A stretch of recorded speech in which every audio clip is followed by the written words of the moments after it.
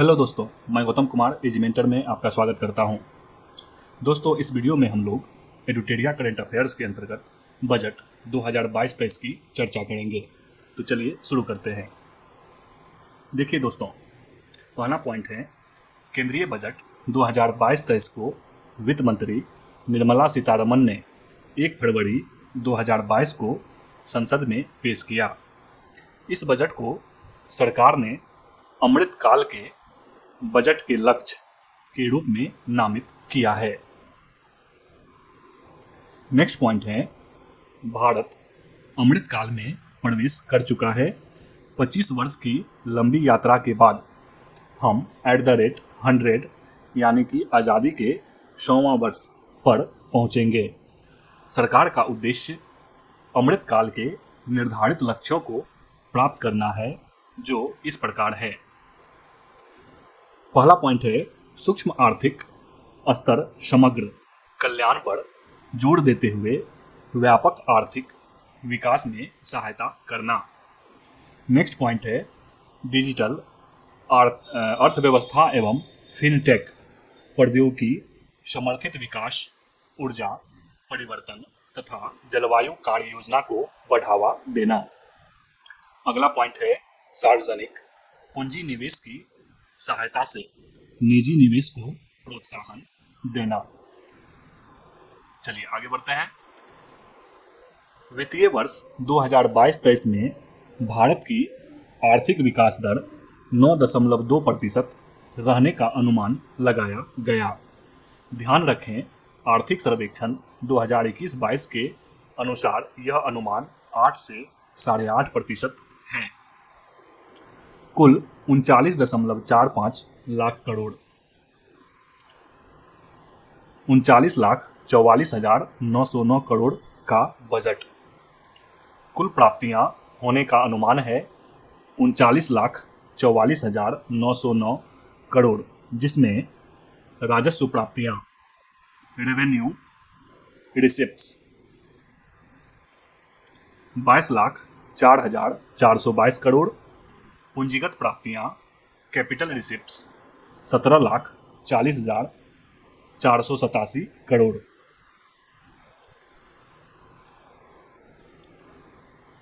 कुल खर्च होने का अनुमान है 39,44,909 करोड़, जिसमें राजस्व खर्च रेवेन्यू एक्सपेंडिचर 31,94,663 करोड़, पूंजीगत खर्च है कैपिटल एक्सपेंडिचर 7,50,246 करोड़। बजट घाटा बराबर 0। बजट घाटा बराबर कुल प्राप्तियां माइनस कुल खर्च। 39,44,909 माइनस 39,44,909 बराबर 0। –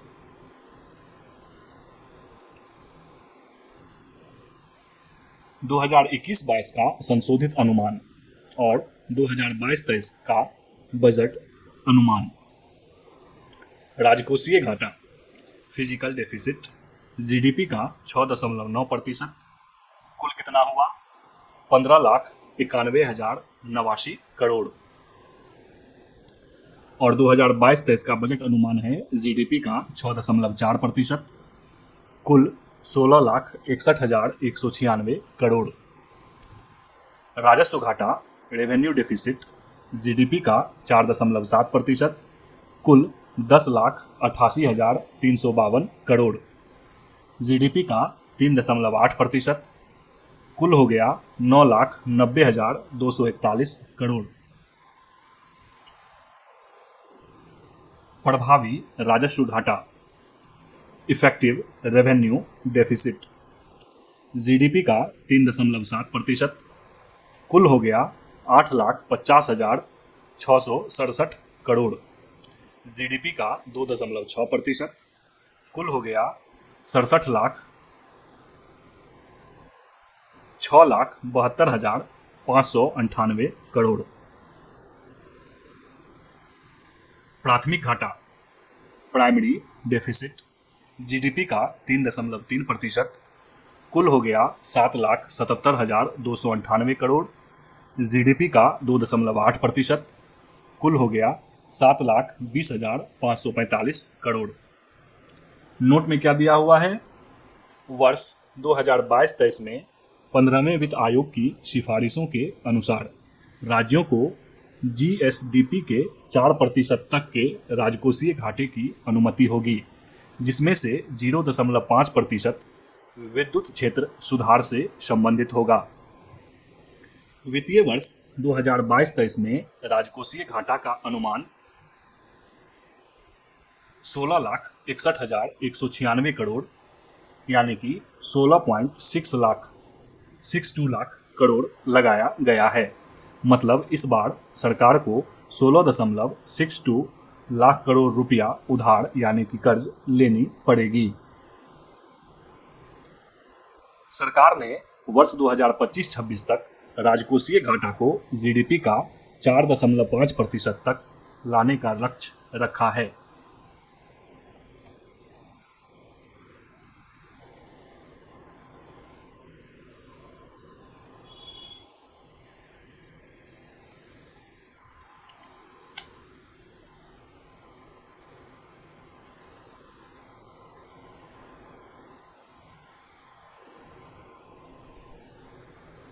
रुपया कहां से आता है?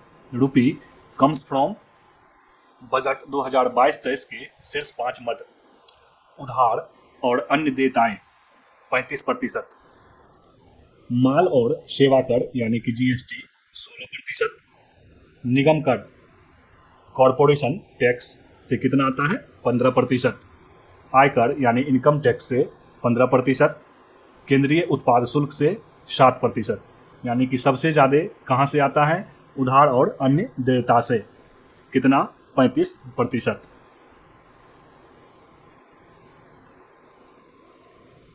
और रुपया कहाँ जाता है? बजट 2022-23 के शीर्ष 5 मद। ब्याज अदायगी में 20%, करों और शुल्कों में राज्यों का हिस्सा 17%, केंद्रीय क्षेत्र की योजना 15%, अन्य वित्त आयोग और अन्य अंतरण में 10%, केंद्रीय प्रायोजित योजनाओं में 9%। यानी कि पैसा कहाँ जाएगा सबसे ज़्यादा? ब्याज अदायगी में। कितना? 20%।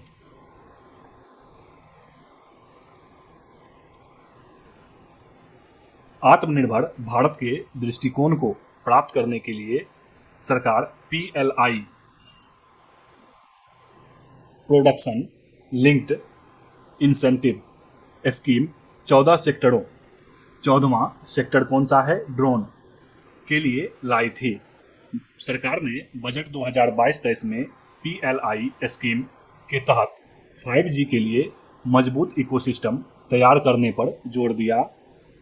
हो सकता है सरकार आगे चलकर 5G को पीएलआई स्कीम का 15वां सेक्टर घोषित करे। वर्तमान में 14 सेक्टर है। बजट 2022-23 में पीएलआई के 14 सेक्टरों में से एक sector high efficiency solar PV modules पर 19,500 करोड़ रुपये आवंटित करने की घोषणा की गई है। इसके तहत भारत 2030 तक 280 गीगावाट सौर ऊर्जा का लक्ष्य प्राप्त करेगा। नोट में क्या लिखा है? COP26 में प्रधानमंत्री ने वर्ष 2030 तक 500 गीगावाट अक्षय ऊर्जा प्राप्त करने का लक्ष्य रखा था, जिसमें से सिर्फ सौर ऊर्जा से 280 गीगावाट प्राप्त करना था। नेक्स्ट है, सरकार इन 14 सेक्टरों में 60 लाख नई नौकरी सृजित करने का भी लक्ष्य रखी है। सरकार अगले 25 साल भारत @100 के अमृत काल में प्रवेश करते हुए बजट 2022-23 में 4 प्राथमिकताएं विकास के लिए निर्धारित की हैं। और 4 प्राथमिकताएं कौन से हैं? पीएम गति शक्ति, समावेशी विकास, निवेशों का वित्त पोषण और उत्पादकता में वृद्धि एवं निवेश, उदयमान अवसर, ऊर्जा परिवर्तन और जलवायु कार्य योजनाएं।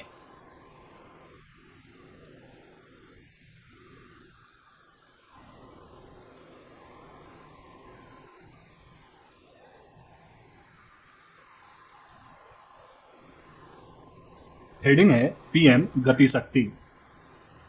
इसको संचालन करने के लिए सरकार ने 7 इंजन यानी कि कारक को निर्धारित किए हैं। पहला है सड़क, दूसरा है रेलवे, तीसरा है एयरपोर्ट्स, चौथा है पत्तन यानी कि पोर्ट्स, पांचवा है माल परिवहन, छठा है जलमार्ग और सातवां है लॉजिस्टिक अवसंरचना। सरकार के अनुसार ये सातों इंजन एक साथ मिलकर अर्थव्यवस्था को आगे ले जाएंगे। पीएम गति शक्ति राष्ट्रीय मास्टर प्लान के तहत महत्वपूर्ण घोषणाएं। सड़क परिवहन, वित्तीय वर्ष 2022-23 में 25,000 किलोमीटर नेशनल हाईवे का निर्माण किया जाएगा। वित्त वर्ष 2022-23 में पीपीपी मोड पर आधारित 4 स्थानों पर मल्टी मॉडल लॉजिस्टिक पार्क आरंभ की जाएगी। नेक्स्ट है रेलवे। एक स्टेशन एक उत्पाद, वन स्टेशन वन प्रोडक्ट की अवधारणा रेलवे में लाए जाएगी। आत्मनिर्भर भारत के अंतर्गत वित्तीय वर्ष 2022-23 में 2000 किलोमीटर रेलवे नेटवर्क को कवच यानी कि सुरक्षा प्रणाली से जोड़ा जाएगा। अगले 3 साल में 400 नए वंदे भारत ट्रेन का विकास और विनिर्माण किया जाएगा। अगले 3 साल में 100 पीएम गति शक्ति कार्गो टर्मिनल्स तैयार किए जाएंगे। नोट: मार्च 2022 में भारत का पहला पीएम गति शक्ति कार्गो टर्मिनल्स आसनसोल डिवीजन में थापरनगर स्टेशन के पास झारखंड में शुरू किया गया। नेक्स्ट है पर्वतमाला राष्ट्रीय रोपवे विकास कार्यक्रम। रोपवे अब सार्वजनिक परिवहन के रूप में प्रयोग होगा। इसे पर्वतमाला परियोजना में शामिल किया गया, यानी यह अब सड़क परिवहन राजमार्ग मंत्रालय में आ जाएगा। दुर्गम पहाड़ी क्षेत्रों में परंपरागत सड़कों के विकल्प में पीपीपी मोड पर एक राष्ट्रीय रोपवे विकास कार्यक्रम चलाया जाएगा। वर्ष 2022-23 में 8 रोपवे परियोजनाओं की शुरुआत की जाएगी, जिसकी कुल लंबाई 60 किलोमीटर होगी। सरकार ने राज्यों को 1 लाख करोड़ रुपया ब्याज मुक्त लोन 50 साल के लिए देगी, जिसके तहत राज्य अपने अपने क्षेत्र में इंफ्रास्ट्रक्चर को बढ़ावा देगी। नेक्स्ट है कृषि। वर्ष 2023 को अंतर्राष्ट्रीय मोटा अनाज वर्ष घोषित किया गया। ध्यान रखें, संयुक्त राष्ट्र महासभा द्वारा मार्च 2021 में भारत की ओर से पेश किए गए प्रस्ताव को सर्वसम्मति से स्वीकार करते हुए वर्ष 2023 को अंतर्राष्ट्रीय मोटा अनाज वर्ष घोषित किया।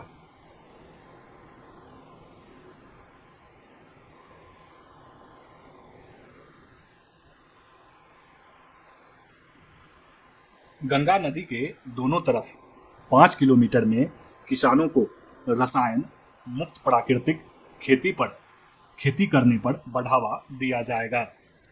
खेतों में कीटनाशियों का छिड़काव करने और पोषक तत्वों के लिए किसान ड्रोन्स के प्रयोग को बढ़ावा दिया जाएगा। बजट 2022-23 में 5 नदी लिंक परियोजनाओं को जोड़े जाने की घोषणा की गई है, जो कि निम्न है। पहला है दमनगंगा पिंजाल, दूसरा है पाड़, तापी और नर्मदा, तीसरा है गोदावरी और कृष्णा, चौथा है कृष्णा और पेन्नार, पांचवा है पेन्नार और कावेरी। नोट में लिखा है 44,605 करोड़ रुपये की लागत से केन बेतवा लिंक परियोजना को चालू किया जाएगा। केन नदी का पानी बेतवा में जाएगा। इस परियोजना से 103 मेगावाट हाइड्रो पावर और 27 मेगावाट सौर ऊर्जा का उत्पादन भी किया जाएगा। अगला हेडिंग है वित्तीय वर्ष 2022-23 के लिए दी जाने वाली टॉप 3 सब्सिडी। पहला है फूड सब्सिडी 2,06,831 करोड़। दूसरा है फर्टिलाइजर सब्सिडी 1,05,222 करोड़। तीसरा है petroleum subsidy 5,813 crore. Next point है शिक्षा। पीएम ई विद्या योजना के तहत 1 क्लास 1 टीवी चैनल के कार्यक्रम को 12 टीवी चैनलों से बढ़ाकर 200 टीवी चैनल किया जाएगा। इससे सभी राज्य 1 से 12 तक की कक्षा के छात्रों के लिए अपनी क्षेत्रीय भाषाओं में अनुपूरक शिक्षा प्रदान कर सकेंगे। व्यावसायिक पाठ्यक्रम के तहत कौशल को बढ़ावा देने के लिए वर्ष 2022-23 में विज्ञान और गणित में 750 वर्चुअल प्रयोगशालाओं और समकालीन शिक्षण परिवेश के लिए 75 स्किलिंग ई लैब्स की स्थापना की जाएगी। बजट में डिजिटल विश्वविद्यालय की स्थापना की घोषणा की गई है। यह विश्वविद्यालय नेटवर्क आधारित हब स्पोक मॉडल पर बनाया जाएगा। अगला पॉइंट है स्वास्थ्य। नेशनल डिजिटल हेल्थ इकोसिस्टम को लागू किया जाएगा। मानसिक स्वास्थ्य परामर्श एवं देखभाल सेवाओं तक बेहतर पहुंच के लिए नेशनल टेलीमेंटल हेल्थ प्रोग्राम शुरू किया जाएगा। इसके लिए 23 टेलीमेंटल हेल्थ सेंटर का एक नेटवर्क स्थापित होगा।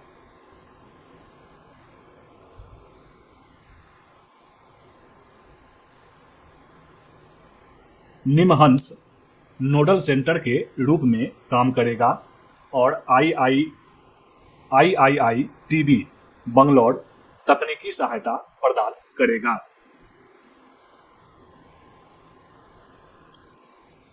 महिलाओं और बच्चों के समग्र स्वास्थ्य लाभ के लिए मिशन शक्ति, मिशन वात्सल्य, सक्षम आंगनवाड़ी और पोषण 2.0 को शुरू किया जाएगा।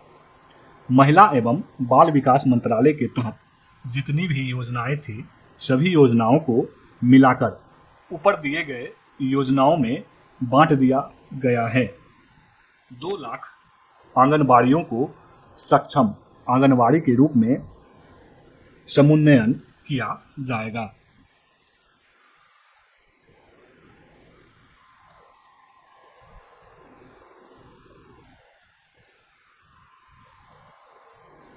सूक्ष्म लघु एवं मध्यम उद्योग MSME को लाभ पहुंचाने के लिए उद्यम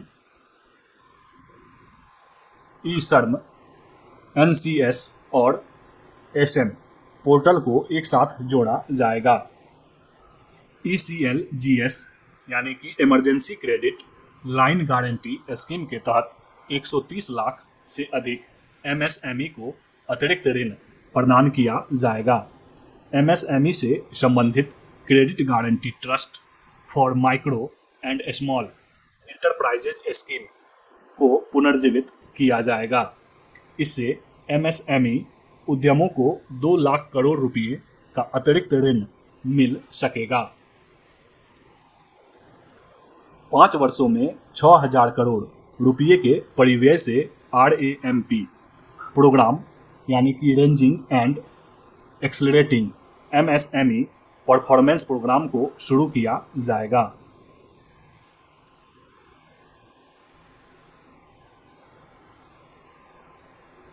MSME के लिए घोषणाएं।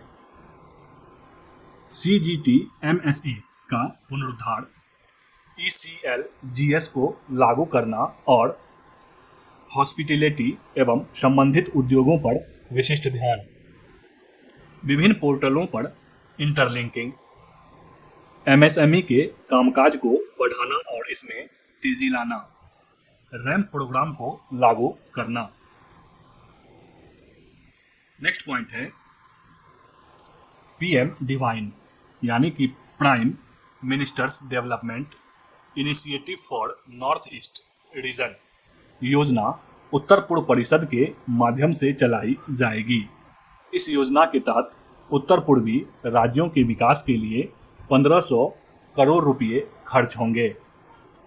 नेक्स्ट पॉइंट है महत्वाकांक्षी ब्लॉक कार्यक्रम।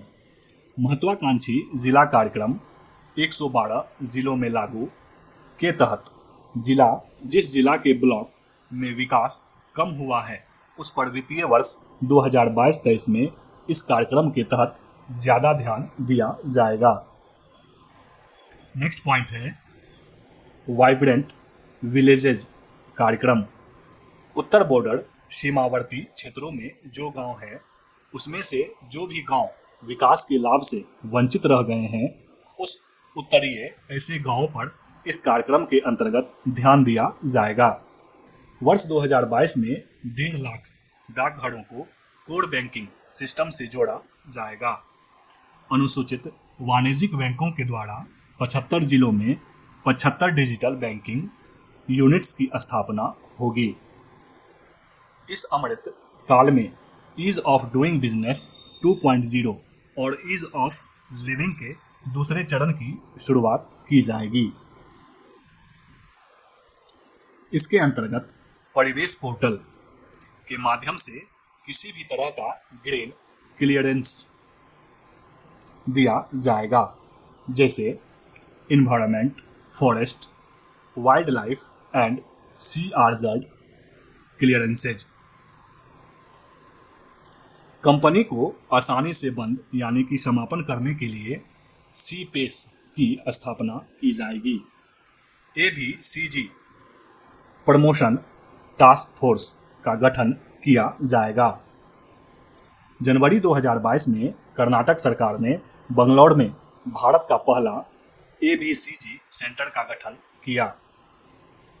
वित्तीय वर्ष 2022-23 में एम्बेडेड चिप आधारित ई-पासपोर्ट्स जारी किया जाएगा।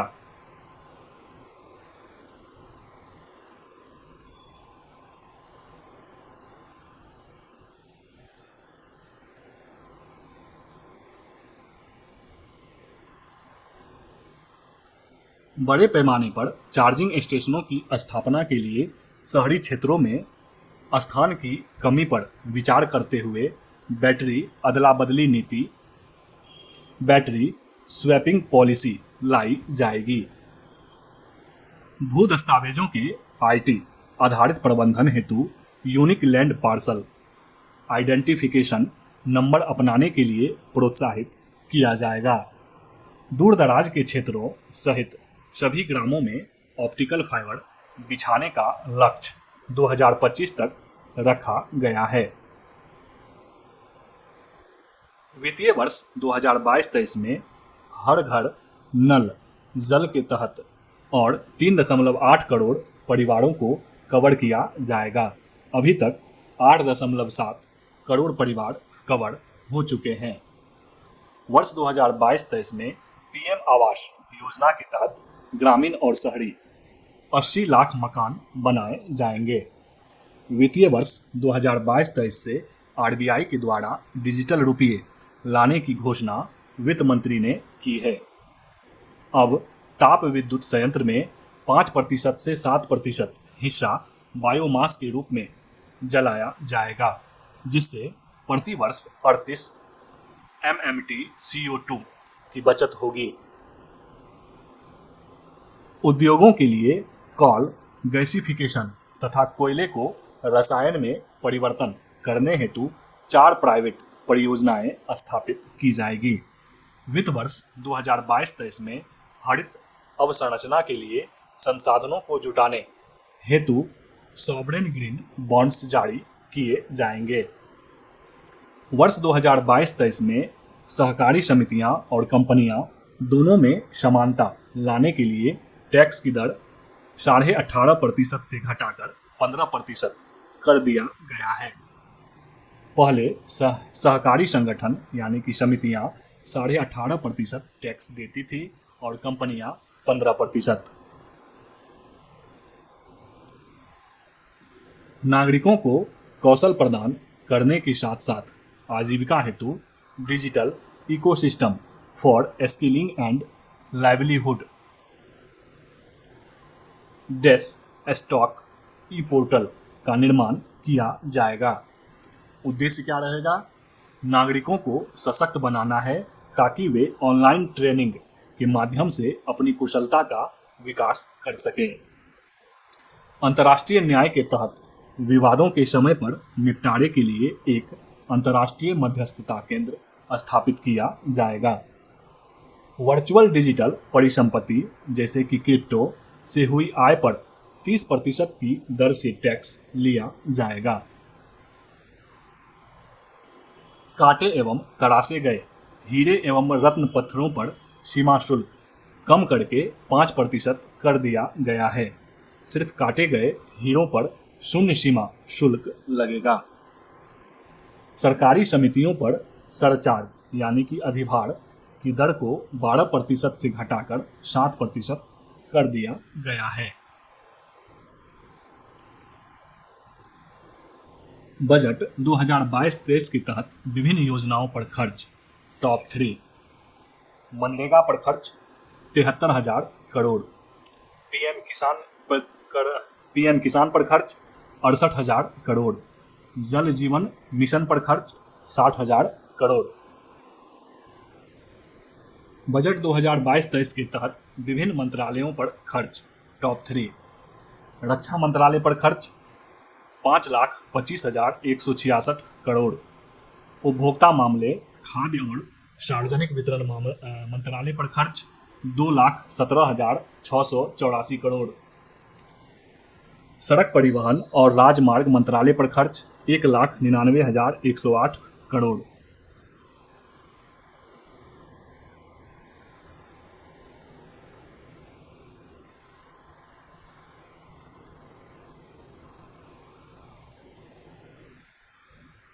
इकतीस जनवरी 2022 को भारत का आर्थिक सर्वेक्षण 2021-22 संसद में प्रस्तुत किया गया। आर्थिक सर्वेक्षण हमेशा बजट के एक दिन पहले प्रस्तुत किया जाता है। आर्थिक सर्वेक्षण 2021-22 प्रमुख आर्थिक सलाहकार संजीव सान्याल के मार्गदर्शन में आर्थिक मामलों के विभाग के आर्थिक प्रभाग द्वारा तैयार किया गया है। नोट में क्या दिया हुआ है? 1950 में भारत का पहला आर्थिक सर्वेक्षण को पेश किया गया था। 1964 का आर्थिक सर्वेक्षण आम बजट के साथ साथ प्रस्तुत होता था। 1964 के बाद इसे आम बजट के एक दिन पूर्व पेश किया जाने लगा। आर्थिक सर्वेक्षण 2021-22 के अनुसार भारत की जीडीपी में वृद्धि और राजकोषीय घाटा का अनुमान। वित्तीय वर्ष है, जीडीपी में वृद्धि है और राजकोषीय घाटा जीडीपी का 2020-21 का संशोधित अनुमान -7.3% और राजकोषीय घाटा 9.2%। 2021-22 की अग्रिम अनुमान प्लस में 9.2%, 9.2% और 6.8% राजकोषीय घाटा। 2022-23 का अग्रिम अनुमान 8 से 8.5% की वृद्धि। नेक्स्ट पॉइंट है स्थिर मूल्य 2011-12 कीमतों पर जीवीए का वार्षिक वृद्धि अनुमान। अर्थव्यवस्था के तीनों सेक्टर 2020-21 में वृद्धि और 2021-22 में वृद्धि। कृषि और संबद्ध क्षेत्र प्लस में 3.6%, प्लस में 3.9%। उद्योग यानी कि खनन और निर्माण सहित माइनस में 7%, प्लस में 11.8%। सेवाएं माइनस में 8.4%, प्लस में 8.2%। जीवीए सकल मूल्य वर्धन प्रचलित भावों पर विभिन्न क्षेत्रों का प्रतिशत हिस्सा। क्षेत्र है, अंतरिम अनुमान है और 2021-22 अग्रिम अनुमान। कृषि और संबद्ध क्षेत्र 20.2% हिस्सा, ये अंतरिम अनुमान था। उसके बाद अग्रिम अनुमान है 18.8%। उद्योग खनन और निर्माण सहित अंतरिम अनुमान 25.9% हिस्सा और अग्रिम अनुमान है 28.2%। सेवाएं अंतरिम अनुमान 53.9% हिस्सा और अग्रिम अनुमान 53%। कृषि और संबद्ध क्षेत्रों का वास्तविक जीवीए वित्तीय वर्ष 2020-21 में 20.4 लाख करोड़ एवं 2021-22 में 21.2 लाख करोड़ अनुमानित है। आर्थिक सर्वेक्षण 2021-22 के अनुसार कोरोना महामारी से कृषि और संबद्ध क्षेत्र सबसे कम प्रभावित हुआ। इस महामारी से सेवा क्षेत्र सबसे अधिक प्रभावित हुआ। भारत का विदेशी मुद्रा भंडार 31 दिसंबर 2021 को 634 बिलियन अमेरिकी डॉलर था। यह 13.2 महीने के आयात के बराबर है। भारत दुनिया में चीन, जापान और स्विट्जरलैंड के बाद चौथा सबसे बड़ा विदेशी मुद्रा भंडारक है।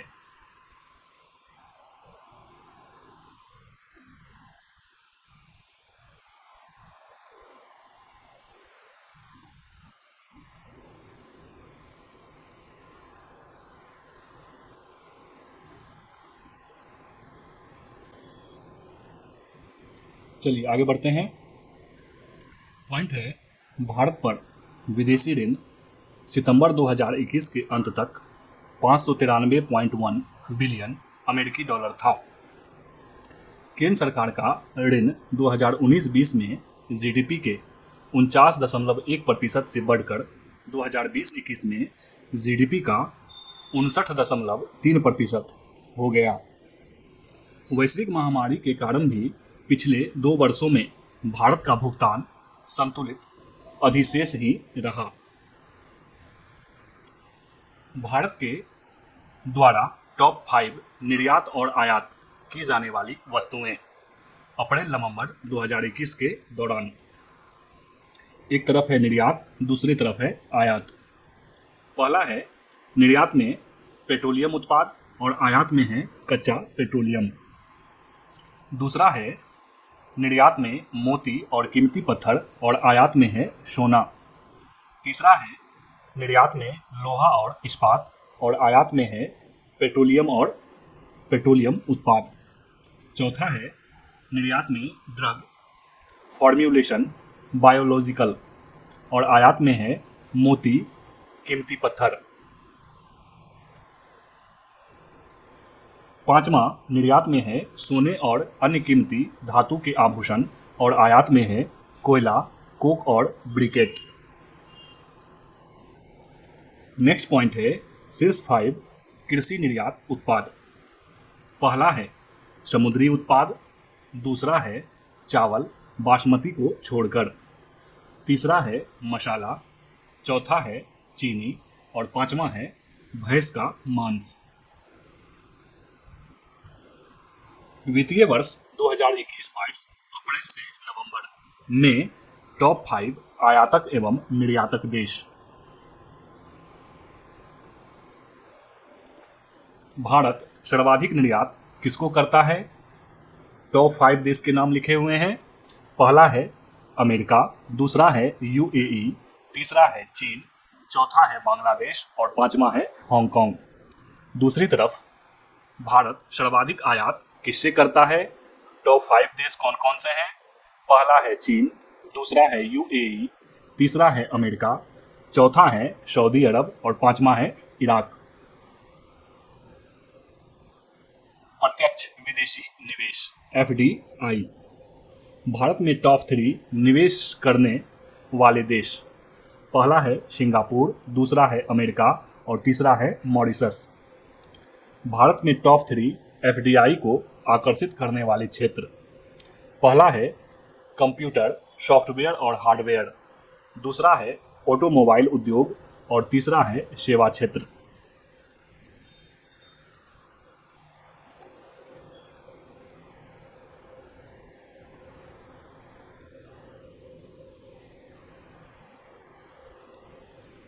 अगला पॉइंट है आर्थिक सर्वेक्षण 2021-22 से संबंधित स्मरणीय तथ्य।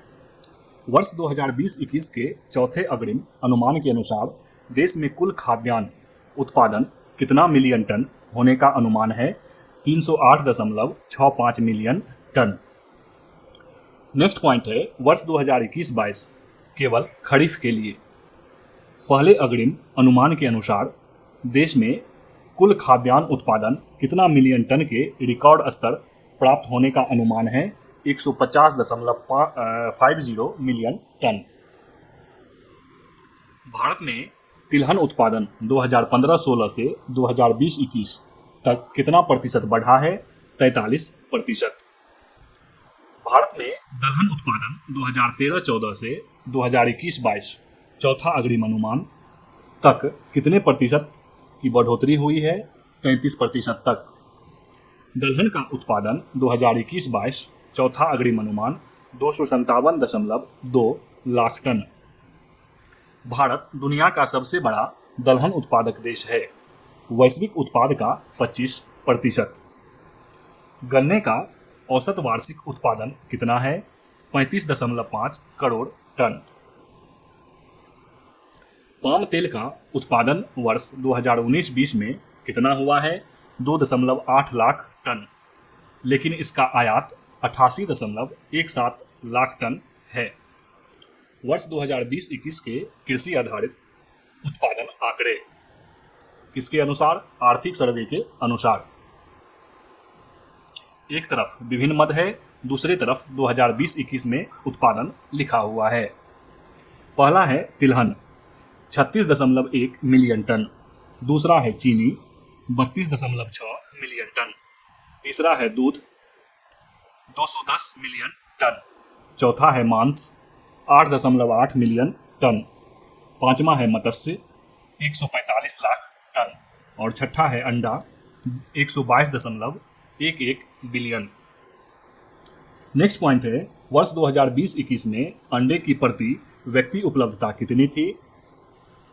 91 अंडे प्रति वर्ष। वर्ष 2020-21 में दूध की अखिल भारतीय प्रति व्यक्ति उपलब्धता कितना है? 427 ग्राम प्रतिदिन। सरकार कृषि लागत एवं मूल्य आयोग की सिफारिशों के आधार पर कितने अनिवार्य कृषि फसलों का एमएसपी तय करती है?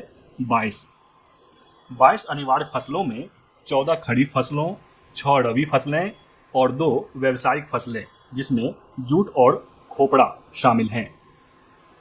शुद्ध सिंचित क्षेत्र का हिस्सा देश में कुल शुद्ध बुआई की गई क्षेत्र का कितना प्रतिशत है? 49%। शुद्ध सिंचित क्षेत्र का हिस्सा देश में कुल शुद्ध बुआई की गई क्षेत्र का कितना प्रतिशत है? 49%।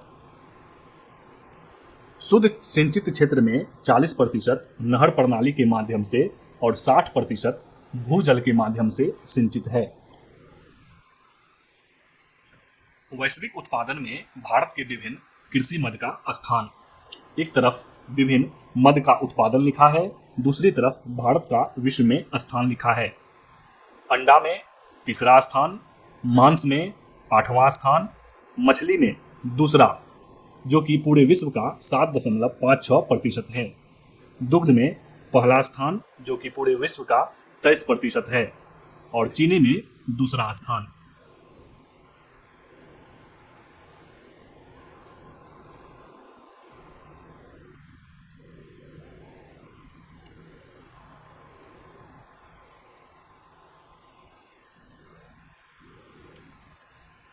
देश का दूसरा सबसे बड़ा कृषि आधारित उद्योग कौन सा है? चीनी उद्योग। और पहला है कपास उद्योग। दुनिया में चीनी का सबसे बड़ा उपभोक्ता देश कौन है? भारत। कृषि में देश में कृषि के बाद दूसरा सबसे बड़ा रोजगार सृजनकर्ता कौन है? कपड़ा उद्योग। भारत वनस्पति तेल का दूसरा सबसे बड़ा उपभोक्ता एवं नंबर 1 आयातक है। अगला हेडिंग है आर्थिक सर्वेक्षण 2021-22 के अनुसार। पहला पॉइंट है वर्ष 2020-21 में सड़क निर्माण की सीमा प्रतिदिन कितने किलोमीटर हो गई है? 36.5 किलोमीटर। वर्ष 2020-21 में 13,327 किलोमीटर सड़कों का निर्माण किया गया है। 64.45 लाख किलोमीटर सड़कों के साथ भारत संयुक्त राज्य अमेरिका के बाद दुनिया में दूसरा सबसे बड़ा देश है। 68,102 किलोमीटर से अधिक मार्ग के साथ भारतीय रेलवे दुनिया का तीसरा सबसे बड़ा नेटवर्क है। आर्थिक सर्वेक्षण 2021-22 के अनुसार 5 दिसंबर 2021 तक कुल 6087 रेलवे स्टेशनों को वाईफाई सुविधाएं से लैस किया गया है। नोट में है, रेलवे मंत्रालय के 24 मार्च 2022 के आंकड़ों के अनुसार 6100 रेलवे स्टेशनों पर वाईफाई सुविधा लगा दी गई है। 6100 वाईफाई वाला रेलवे स्टेशन उबड़नी है। नेक्स्ट पॉइंट है, इस सर्वेक्षण के अनुसार भारतीय रेलवे ने पुनः किस वर्ष तक शून्य कार्बन उत्सर्जन का लक्ष्य रखा है 2030 तक। इस लक्ष्य को प्राप्त करने के लिए रेलवे दिसंबर 2023 तक अपने नेटवर्क का 100% विद्युतीकरण करेगी। नोट में है, 24 मार्च 2022 के रेलवे मंत्रालय के आंकड़ों के अनुसार कोंकण रेलवे का 100% विद्युतीकरण हो गया है। वर्ल्ड स्टील एसोसिएशन के नवंबर 2021 के प्रेस विज्ञप्ति के अनुसार नवंबर 2021 में कच्चे इस्पात का उत्पादन कितना मिलियन टन था? 143.3 मिलियन टन। विश्व निवेश रिपोर्ट 2021 के अनुसार सेवा क्षेत्र एफडीआई अंतर्प्रवाह का 5वां सबसे बड़ा प्राप्तकर्ता कौन है? भारत। वैश्विक सेवाओं के निर्यात में भारत का हिस्सा 2020 में 4.1% था। नेक्स्ट पॉइंट है, राज्यों की जीवीए में सेवा क्षेत्र में हिस्सेदारी। एक तरफ है राज्य और दूसरे तरफ है 2020-21 में सेवा क्षेत्र में हिस्सा। चंडीगढ़, जिसका सबसे ज्यादा था, कितना था? 74%। सिक्किम, जिसका सबसे कम था, कितना था? 24.25%। और बिहार का कितना था? 57.14%। अगला पॉइंट है, वित्त वर्ष 2021-22 अप्रैल से दिसंबर में सेवा व्यापार। सेवा निर्यात 177.7 बिलियन अमेरिकी डॉलर।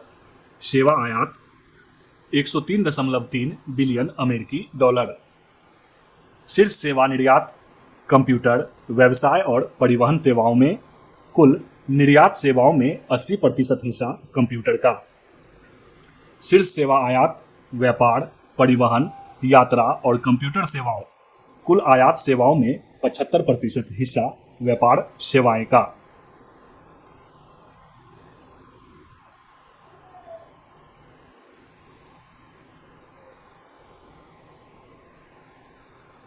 अगला पॉइंट है, नवंबर 2021 के विश्व बैंक के आंकड़ों के अनुसार भारत दुनिया में सबसे बड़े प्रेषण प्राप्तकर्ता देश है और यह 2008 से लगातार है।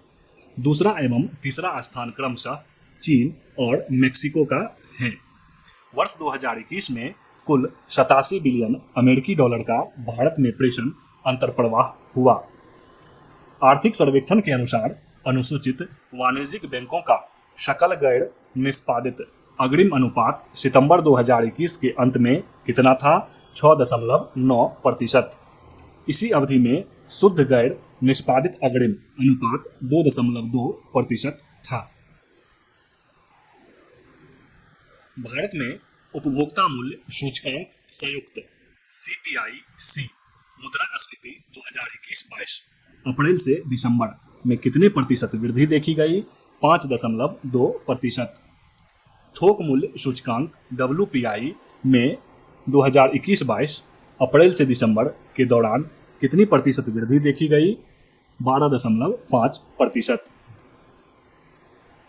अगला हेडिंग है, आर्थिक सर्वेक्षण 2021-22 के अनुसार। पहला पॉइंट है, भारत में विश्व का 10वां सबसे बड़ा वन क्षेत्र है।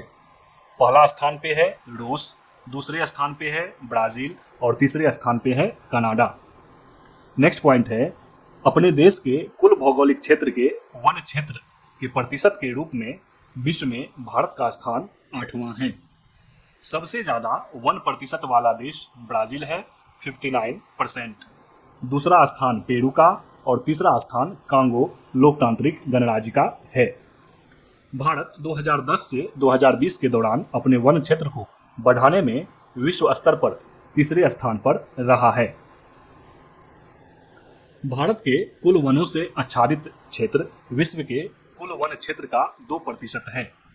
वर्ष 2011 से 21 के दौरान भारत के फॉरेस्ट कवर में कितनी प्रतिशत वृद्धि देखी गई है? 3%। विश्व की खाद्य प्रणाली वैश्विक ग्रीन हाउस गैस उत्सर्जन का लगभग 5वां हिस्सा योगदान करती है।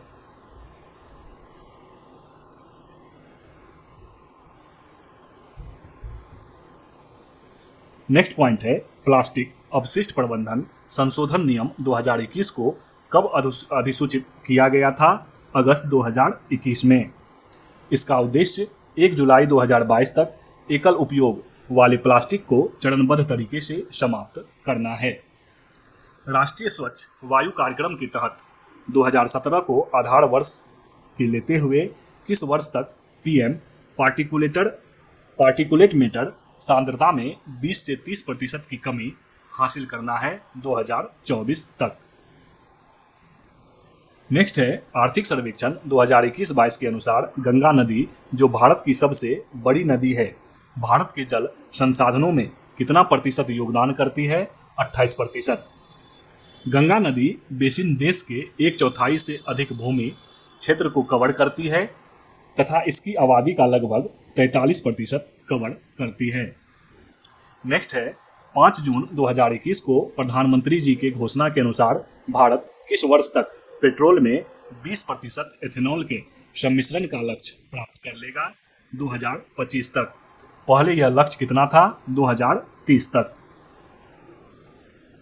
पेट्रोल में 10% एथेनॉल के सम्मिश्रण का लक्ष्य नवंबर 2022 तक सरकार ने रखी है, लेकिन भारत ने इस लक्ष्य को तय समय से 5 महीने पूर्व ही हासिल कर लिया। जून 2021 में परख नामक एक पोर्टल स्थापित किया गया जिसके तहत मान्यता प्राप्त प्रयोगशालाओं को भौगोलिक सूचना प्रणाली पर मापा जाएगा।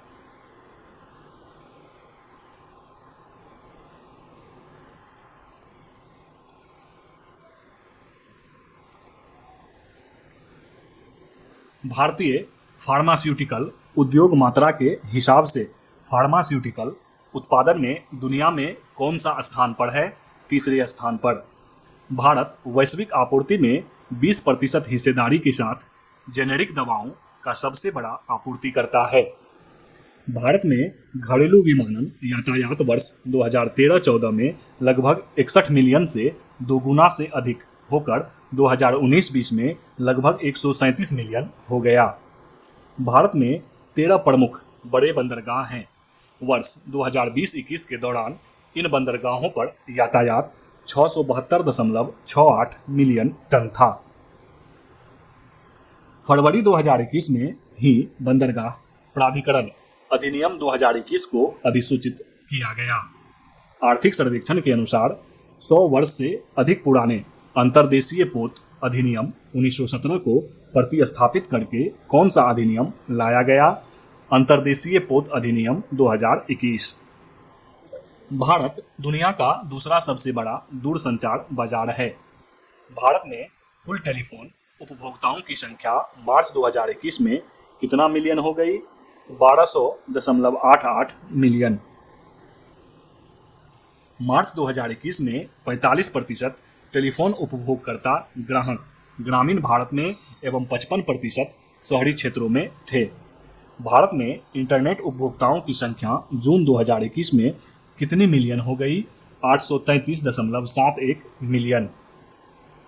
आर्थिक सर्वेक्षण के अनुसार कोविड-19 की दूसरी लहर किस महीने में चरम पर पहुंच गई थी? मई 2021 में। प्रथम लहर सितंबर 2020 में चरम पर थी। वर्ष 2020-21 के दौरान कच्चे तेल संघनित उत्पादन 30.49 मीट्रिक टन था। वर्ष 2020-21 के दौरान कच्चे तेल संघनित उत्पादन 30.49 मिलियन मीट्रिक टन था। भारत अपनी कच्चे तेल आवश्यकताओं का 80% से अधिक को पूरा करने के लिए आयात पर निर्भर करता है।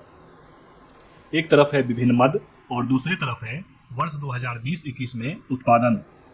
पहला है कच्चा तेल 30.49 मिलियन मीट्रिक टन।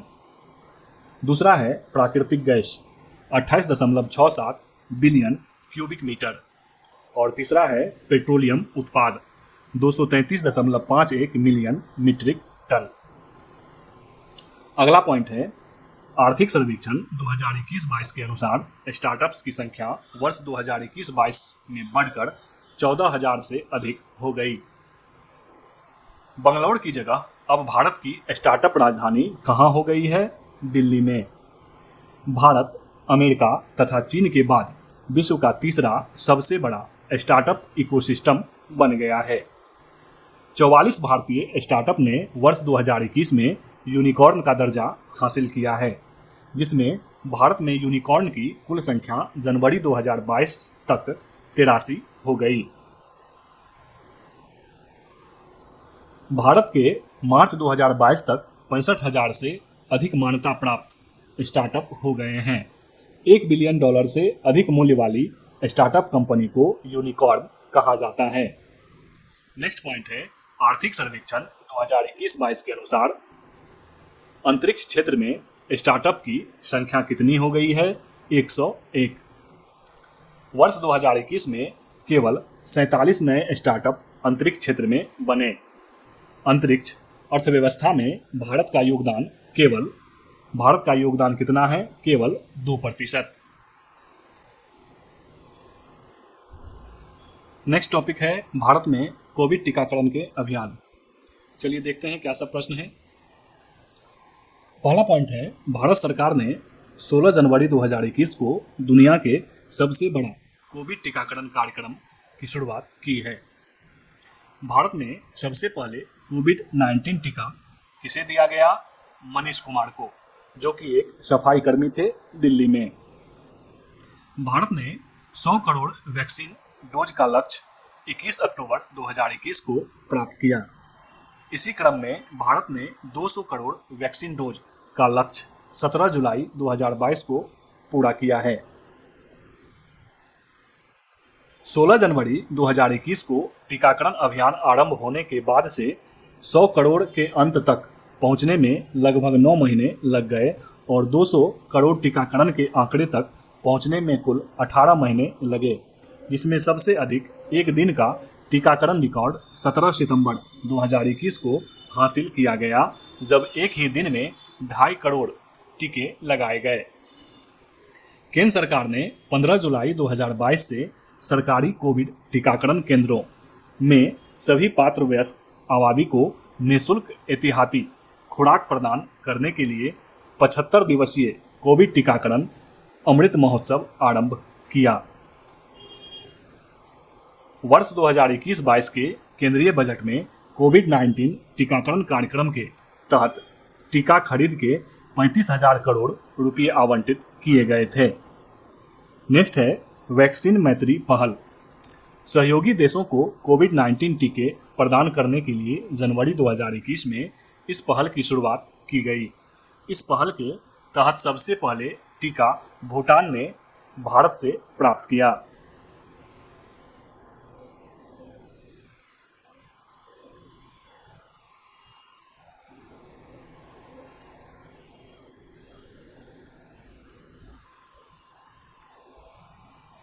अगला हेडिंग है भारत का घरेलू कोविड-19 वैक्सीन।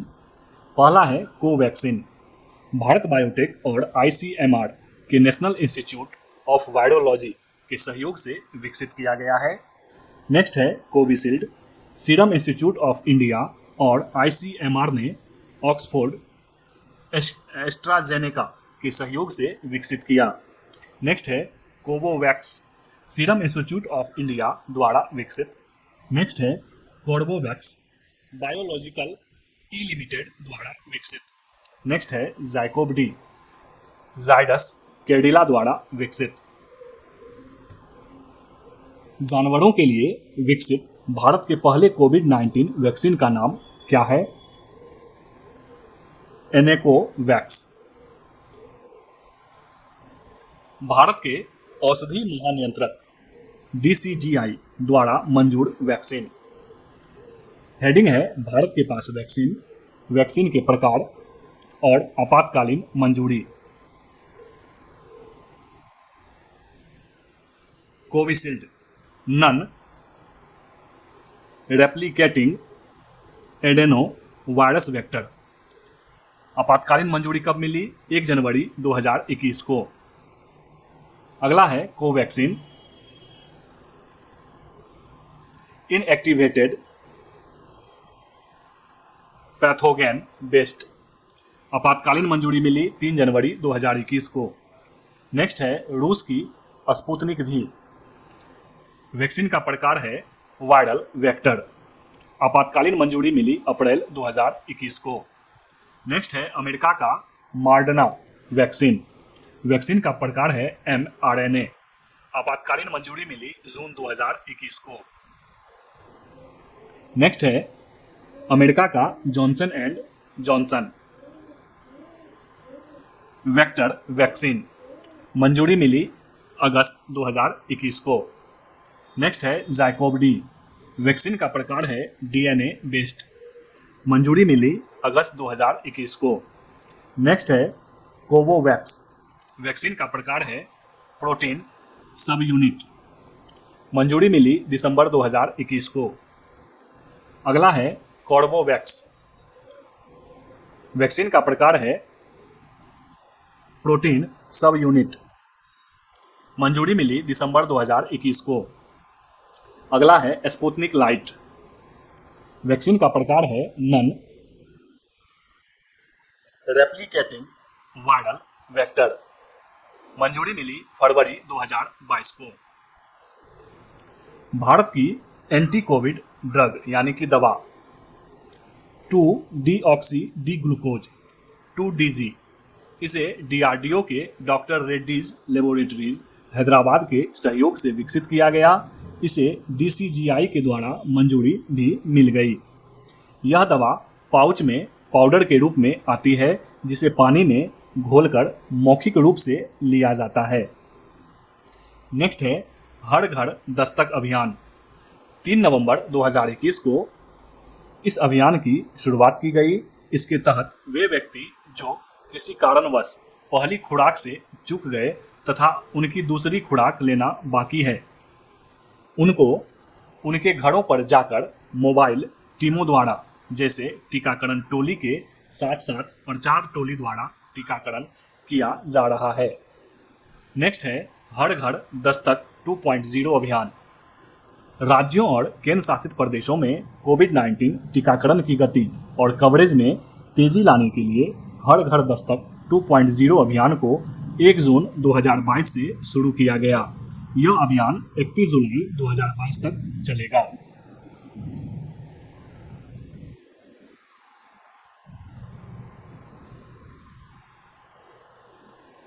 अगला हेडिंग है भारत का कोविड टीकाकरण अभियान। प्रथम चरण 16 जनवरी 2021 से स्वास्थ्य देखभाल और फ्रंटलाइन कर्मचारियों को। दूसरा चरण 4 मार्च 2021 से फिर 1 अप्रैल 2021 से। 4 मार्च 2021 से 60 वर्ष या उससे अधिक के आयु वर्ग के लोगों को और 1 अप्रैल 2021 से 45 वर्ष या उससे अधिक के लोगों को। दूसरा चरण में ही 1 मई 2021 से 18 वर्ष या उससे अधिक वर्ष के आयु के लोगों को। दूसरा चरण 4 मार्च 2021 से और 1 अप्रैल 2021 से। दूसरा चरण 60 वर्ष या उससे अधिक के आयु वर्ग के लोगों को और 1 अप्रैल 2021 से 45 वर्ष या उससे अधिक के लोगों को। तीसरा चरण 1 मई 2021 से 18 वर्ष या उससे अधिक वर्ष के आयु के लोगों को। फिर तीसरा चरण में ही 3 जनवरी 2022 से 14 वर्ष से अधिक आयु के लोगों को। तीसरा चरण में ही 10 जनवरी 2022 से फ्रंटलाइन कर्मचारियों के साथ साथ 60 वर्ष से अधिक उम्र के लोगों को बूस्टर डोज की अनुमति। तीसरे चरण में 16 मार्च 2022 से 12 से 14 वर्ष के आयु के बच्चों को। तीसरे चरण में ही 10 अप्रैल 2022 से समान रूप से 18 से 59 आयु वर्ग के लिए। प्रिकॉशन खुराक 10 अप्रैल 2022 से प्रारंभ की गई और तीसरे चरण में ही 26 अप्रैल 2022 से 6 से 12 वर्ष की आयु के बच्चों को। नोट में क्या लिखा है? बूस्टर डोज लगाने के लिए दूसरी खुराक लेने की तिथि से 9 महीने या 39 सप्ताह का गैप पहले निर्धारित थी, अब इसे घटाकर 6 महीने या 26 सप्ताह कर दिया गया है। अगला हेडिंग है कोविन 2.0। यह एक डिजिटल प्लेटफॉर्म है जिसके तहत टीका पंजीकरण, टीके का स्टॉक, भंडारण एवं डिजिटल प्रमाण पत्रों का सृजन इत्यादि जानकारी उपलब्ध कराया जाता है। कोविड-19 की पहली खुराक का अपनी जनसंख्या का 100% का टीकाकरण करने वाला पहला केंद्र शासित प्रदेश कौन बना है? लद्दाख। 100% टीकाकरण यानी कि दोनों खुराक या डोज करने वाला पहला केंद्र शासित प्रदेश कौन बना है? अंडमान निकोबार द्वीप समूह। 15 से 18 वर्ष के सभी बच्चों को टीकाकरण करने वाला पहला केंद्र शासित प्रदेश कौन बना है? लक्षद्वीप। अपने वयस्क आबादी का 100% कोविड टीकाकरण वाला भारत का पहला गांव कौन बना है? वेयान गांव। कहाँ पे है? जम्मू कश्मीर में। 100% पात्र आबादी यानी कि 18+ का पूर्ण कोविड टीकाकरण डबल डोज करने वाला भारत का पहला जिला कौन बना? किन्नौर, एचपी में। 100% टीकाकरण का लक्ष्य हासिल करने वाला भारत का पहला शहर कौन बना है? भुवनेश्वर। अपनी लक्षित पात्र आबादी 18+ आयु का पूर्ण टीकाकरण यानी कि दोनों डोज करने वाला पहला राज्य कौन बना है? हिमाचल प्रदेश। किस राज्य या केंद्र शासित प्रदेश में जहां वोट वहां वैक्सीनेशन टीकाकरण अभियान लॉन्च किया गया है? दिल्ली में।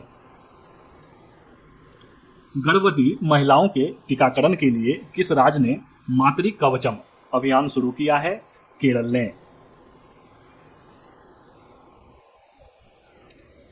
अगला टॉपिक है 2021-22 के प्रमुख ब्रांड एम्बेसडर। पहला है दीपिका पादुकोण। फ्रांस की लग्जरी ब्रांड लुइस वुइटन की पहली भारतीय ब्रांड एम्बेसडर कौन है? Deepika Padukone. Robin Uthappa brain health initiative के ब्रांड एम्बेसडर। मनोज तिवारी बिहार के खादी के brand ambassador. Manika Batra Adidas की ब्रांड एम्बेसडर। अक्षय कुमार उत्तराखंड के brand ambassador. Shefali Verma Bank of Baroda की ब्रांड एम्बेसडर। नितिन गडकरी खादी प्राकृतिक पेंट के brand ambassador. Kuldeep Handoo Fit India movement के brand ambassador. Kangana Ranaut one district one product Uttar Pradesh की brand ambassador. Ranveer Singh national basketball association की brand ambassador. Disha Patani Bata और एम्ब्रेन के brand ambassador. Pankaj Tripathi Fino payment bank और एग्रीटेक कृषि नेटवर्क ऐप के brand ambassador. Neeraj Chopra good dot के brand ambassador. Lovlina Borgohain Assam Samagra Shiksha अभियान के ब्रांड एम्बेसडर। अवनी लेखड़ा बेटी बचाओ बेटी पढ़ाओ योजना राजस्थान के brand ambassador. PR Sreejesh Kerala adventure tourism के brand ambassador. Mirabai Chanu Amway India के ब्रांड एम्बेसडर। राजकुमार राव केसीफाई के पहले ब्रांड एम्बेसडर। नेक्स्ट है महेंद्र सिंह धोनी होमलैंड के पहले ब्रांड एम्बेसडर। सोनू सूद दिल्ली सरकार के देश के मेंटर्स कार्यक्रम के ब्रांड एम्बेसडर। वंदना कटारिया उत्तराखंड के महिला सशक्तिकरण एवं बाल विकास विभाग के ब्रांड एम्बेसडर। शुभमन गिल और ऋतुराज गायकवाड़ माई 11 सर्किल के brand ambassador. Vidya Balan AXA life insurance के brand ambassador. Rishabh Pant this TV India के ब्रांड एम्बेसडर। अमिताभ बच्चन मेडी बर्डे के ब्रांड एम्बेसडर। अगला टॉपिक है वर्ष 2021 के लिए विभिन्न संस्था डिक्शनरी द्वारा चुने गए शब्द। Word of the year 2021। एक तरफ है डिक्शनरी या संस्था, दूसरे तरफ है वर्ड ऑफ द ईयर।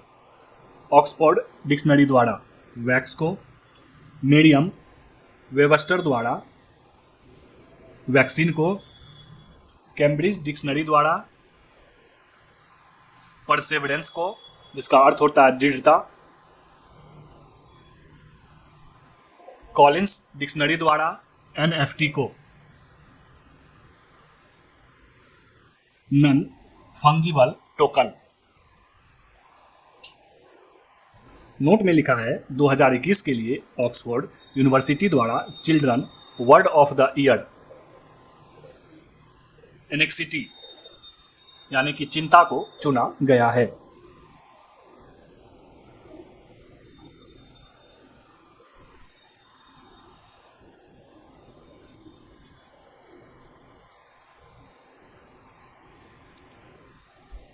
अगला हेडिंग है खनिज उत्पादन एवं भंडारण में भारत के प्रथम राज्य। इसका स्रोत कहां से है? खान मंत्रालय, वित्त वर्ष 2021 के आंकड़े, इंडियन मिनरल ईयर बुक 2020। एक तरफ है खनिज, दूसरे तरफ है उत्पादन में प्रथम, और तीसरे तरफ है भंडारण में प्रथम। मतलब एक तरफ उत्पादन में प्रथम, दूसरे तरफ भंडारण में प्रथम। बॉक्साइट, उत्पादन में प्रथम है ओडिशा और भंडारण में प्रथम है ओडिशा। कोयला में उत्पादन में प्रथम छत्तीसगढ़ और भंडारण में झारखंड। तांबा, उत्पादन में मध्य प्रदेश और भंडारण में राजस्थान। कच्चा तेल, उत्पादन में राजस्थान और भंडारण में असम। हीरा, उत्पादन में मध्य प्रदेश और भंडारण में भी मध्य प्रदेश। लौह अयस्क, उत्पादन में ओडिशा और भंडारण में कर्नाटक। मैग्नीज, उत्पादन में मध्य प्रदेश और भंडारण में ओडिशा। अवड़क, उत्पादन में आंध्र प्रदेश और भंडारण में भी आंध्र प्रदेश। चांदी, उत्पादन में राजस्थान और भंडारण में भी राजस्थान। टीन, उत्पादन में छत्तीसगढ़ और भंडारण में हरियाणा। प्राकृतिक गैस, उत्पादन में असम और भंडारण में भी असम। क्रोमाइट, उत्पादन में ओडिशा और भंडारण में भी ओडिशा। सोना, उत्पादन में कर्नाटक और भंडारण में भी कर्नाटक। यूरेनियम, उत्पादन में झारखंड और भंडारण में आंध्र प्रदेश। नेक्स्ट हेडिंग है खनिज उत्पादन एवं भंडारण में विश्व के प्रथम देश। एक तरफ है खनिज और दूसरी तरफ है उत्पादन में प्रथम और भंडारण में प्रथम। बॉक्साइट, उत्पादन में प्रथम है ऑस्ट्रेलिया और भंडारण में गिनी। कोयला, उत्पादन में प्रथम चीन, भंडारण में अमेरिका।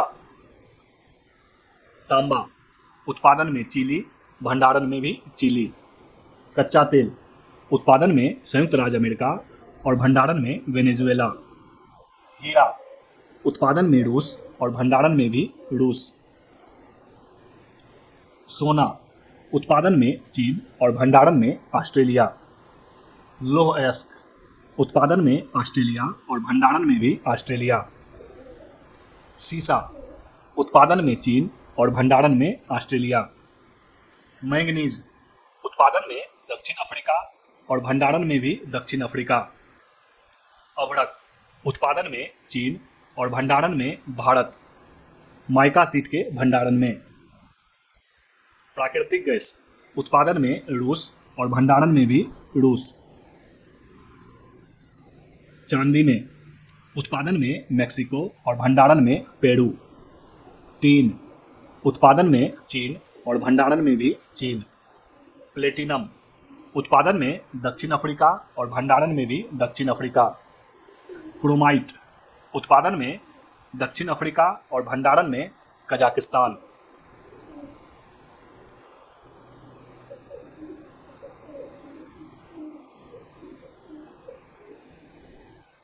अगला हेडिंग है भारत में कुल फसल फल एवं सब्जी के उत्पादन के नवीनतम आंकड़े। स्रोत कहाँ का है? कृषि मंत्रालय से। एक तरफ है फसल, दूसरे तरफ है उत्पादन में प्रथम और उत्पादन में द्वितीय। कुल खाद्यान्न में पहले स्थान पे है उत्तर प्रदेश और दूसरे स्थान पे मध्य प्रदेश। कुल तिलहन में राजस्थान और गुजरात। कुल सब्जी उत्पादन में उत्तर प्रदेश और पश्चिम बंगाल। कुल फल उत्पादन में आंध्र प्रदेश और महाराष्ट्र। कुल बागवानी फसल में केरल और कर्नाटक। चावल में पश्चिम बंगाल और उत्तर प्रदेश। गेहूं में उत्तर प्रदेश और मध्य प्रदेश। मक्का में कर्नाटक और मध्य प्रदेश। मिलेट्स में राजस्थान और कर्नाटक।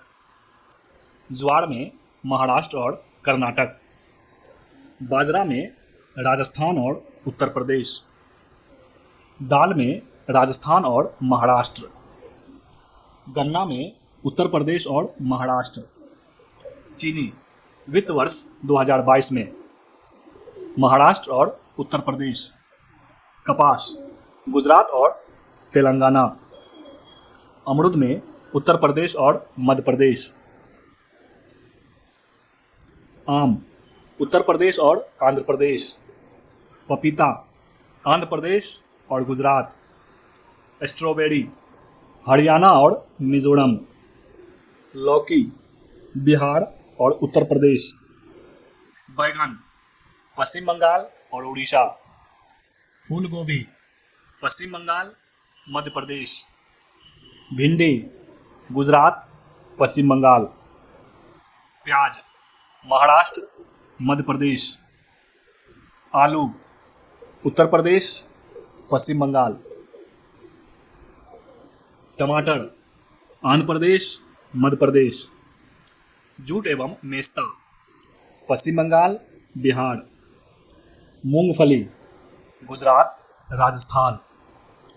बादाम जम्मू कश्मीर हिमाचल प्रदेश। रेपसीड एवं सरसों राजस्थान हरियाणा। सोयाबीन मध्य प्रदेश महाराष्ट्र। सूरजमुखी कर्नाटक ओडिशा। चाय असम पश्चिम बंगाल। कॉफ़ी कर्नाटक केरल। पुष्प उत्पाद में तमिलनाडु आंध्र प्रदेश। मसाला में मध्य प्रदेश राजस्थान। सेब में जम्मू कश्मीर हिमाचल प्रदेश। केला में आंध्र प्रदेश गुजरात। नींबू एवं लाइम में गुजरात आंध्र प्रदेश। संतरा में आंध्र प्रदेश महाराष्ट्र। अंगूर में महाराष्ट्र और कर्नाटक। नोट में चलिए देखते हैं क्या लिखा है। भारत उत्पादन में प्रथम। आम में प्रथम, अमरूद में प्रथम, केला में प्रथम, पपीता में प्रथम, नींबू में प्रथम, भिंडी में प्रथम और अदरक में प्रथम। अगला हेडिंग है दोस्तों वर्ष 2021-22 के विभिन्न ऑपरेशन। एक तरफ है ऑपरेशन, दूसरी तरफ है शुरुआत और उसका उद्देश्य। ऑपरेशन नारकोस शुरुआत किया गया रेलवे सुरक्षा बल के द्वारा। जून 2022 में रेलवे सुरक्षा बल द्वारा रेल के माध्यम से नशीले पदार्थों की तस्करी रोकने के लिए यह ऑपरेशन चलाया गया। ऑपरेशन मिशन अमानत शुरुआत भारतीय रेलवे के द्वारा रेल यात्रियों के खोए हुए सामान को ट्रैक करने के लिए। नेक्स्ट है ऑपरेशन सतर्क रेलवे सुरक्षा बल के द्वारा। अप्रैल 2022 में रेलवे सुरक्षा बल द्वारा रेलवे से अवैध तंबाकू एवं अवैध शराब के परिवहन का पता लगाने हेतु। नेक्स्ट है ऑपरेशन उपलब्ध शुरुआत किया गया रेलवे सुरक्षा बल के द्वारा। रेलवे टिकट कालाबाजारी करने वालों की गतिविधियों पर अंकुश लगाना तथा लोगों को रेलवे टिकट उपलब्ध कराना। नेक्स्ट है ऑपरेशन गंगा किसके द्वारा? केंद्र सरकार के द्वारा। रूस यूक्रेन युद्ध के कारण भारत सरकार ने यूक्रेन से भारतीय नागरिकों को निकालने के लिए ऑपरेशन गंगा की शुरुआत की। नेक्स्ट है ऑपरेशन परिवर्तन, किसके द्वारा? आंध्र प्रदेश पुलिस के द्वारा। उद्देश्य है भांग की खेती और आपूर्ति को खत्म करने के लिए विशेष अभियान। नेक्स्ट है ऑपरेशन नन्हे फरिश्ते, शुरुआत किया गया रेलवे सुरक्षा बल के द्वारा। उद्देश्य था इसके तहत आरपीएफ ने देश भर के रेलवे स्टेशनों से 1000 से अधिक बच्चों को तस्करी से बचाया। अगला है ऑपरेशन आहट, शुरुआत किया गया रेलवे सुरक्षा बल के द्वारा। उद्देश्य था महिलाओं तथा बच्चों को तस्करों से बचाना। नेक्स्ट है ऑपरेशन सर्द हवा, सुरक्षा स्टार्ट किया गया सीमा सुरक्षा बल के यानी बीएसएफ के द्वारा। उद्देश्य था 23 से 28 जनवरी 2022 के बीच राजस्थान में चलाई गई, जिसका उद्देश्य भारत पाकिस्तान सीमा की निगरानी करना था। नेक्स्ट है ऑपरेशन देवी शक्ति, विदेश मंत्रालय के द्वारा। भारत के विदेश मंत्रालय ने अफगानिस्तान में फंसे भारतीय नागरिकों को निकालने के लिए इस मिशन की शुरुआत की। अगला है ऑपरेशन ब्लू फ्रीडम, चलाया गया टीम CLAW द्वारा। उद्देश्य है इसके तहत भारत सरकार ने सियाचिन ग्लेशियर पर चढ़ाई करने के लिए दिव्यांग लोगों की एक टीम गठित की। यह दिव्यांग लोगों की सबसे बड़ी टीम के लिए नया विश्व रिकॉर्ड होगा। नेक्स्ट है ऑपरेशन नमस्ते, चलाया गया भारतीय सेना के द्वारा। भारतीय सेना द्वारा खुद को कोरोना वायरस के संक्रमण से मुक्त रखने के लिए चलाया गया अभियान था। नेक्स्ट है ऑपरेशन वंदे भारत मिशन, चलाया गया विदेश मंत्रालय के द्वारा। उद्देश्य था विदेशों में फंसे 14,800 भारतीय नागरिकों को घर लाने के लिए। नेक्स्ट है ऑपरेशन मिशन सागर, चलाया गया विदेश मंत्रालय के द्वारा। उद्देश्य कोविड-19 से निपटने के लिए मालदीव, मेडागास्कर, सेशेल्स और कोमोरोस को आवश्यक खाद्य सामग्री तथा आयुर्वेदिक दवाओं की आपूर्ति करवाना। अगला है ऑपरेशन प्रवाह, चलाया गया कोचीन एयरपोर्ट लिमिटेड के द्वारा। उद्देश्य कोचीन इंटरनेशनल एयरपोर्ट लिमिटेड ने एयरपोर्ट को बाढ़ के खतरों से बचाने के लिए ऑपरेशन प्रवाह की शुरुआत की। अगला है ऑपरेशन ओलिविया, चलाया गया भारतीय तटरक्षक द्वारा। उद्देश्य ओडिशा के ओलिव रिडले कछुओं को बचाने के लिए। नेक्स्ट है ऑपरेशन समुद्र सेतु सेकेंड, चलाया गया भारतीय नौसेना के द्वारा। उद्देश्य ऑक्सीजन से भरे कंटेनरों एवं मेडिकल सप्लाई को विदेशों से भारत में तेजी से शिपमेंट करने के लिए। अगला है ऑपरेशन समुद्र सेतु, चलाया गया भारतीय नौसेना के द्वारा। उद्देश्य कोविड-19 के शुरुआती दिनों में मालदीव में फंसे भारतीयों को वापस लाने के लिए भारतीय नौसेना का ऑपरेशन था। अगला है ऑपरेशन कोजीत, चलाया गया भारतीय सशस्त्र बल के द्वारा। उद्देश्य चिकित्सीय बुनियादी ढांचा, ऑक्सीजन आपूर्ति श्रृंखला आदि की मजबूती के माध्यम से कोविड-19 विरोधी प्रयासों में सहायता करने के लिए।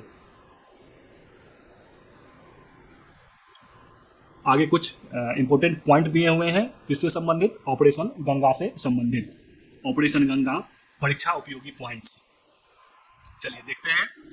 26 फरवरी 2022 को भारत सरकार द्वारा विदेश मंत्रालय के सहयोग से ऑपरेशन गंगा की शुरुआत की गई। इसका उद्देश्य यूक्रेन में फंसे भारतीय छात्रों और लोगों को बाहर निकालना था। ऑपरेशन गंगा के सफल क्रियान्वयन के लिए केंद्र सरकार ने अपने 4 मंत्रियों को यूक्रेन से सटे पड़ोसी देशों में भेजा। पहला है किरण रिजिजू स्लोवाकिया में, हरदीप पुरी हंगरी में, जनरल वी.के. सिंह पोलैंड में, ज्योतिरादित्य सिंधिया रोमानिया में। नेक्स्ट पॉइंट है भारत ने इस ऑपरेशन के तहत 2300 से अधिक भारतीय नागरिकों के साथ साथ 18 देशों के 147 विदेशी नागरिकों को भी यूक्रेन से सफलतापूर्वक सुरक्षित निकाला। नेक्स्ट पॉइंट है रूस के द्वारा घोषित 2 स्वतंत्र क्षेत्र डोनेत्स्क और लुहानस्क यूक्रेन के उत्तर पूर्वी भाग का हिस्सा। अन्य बिंदु क्या है? यूक्रेन की राजधानी कीव है।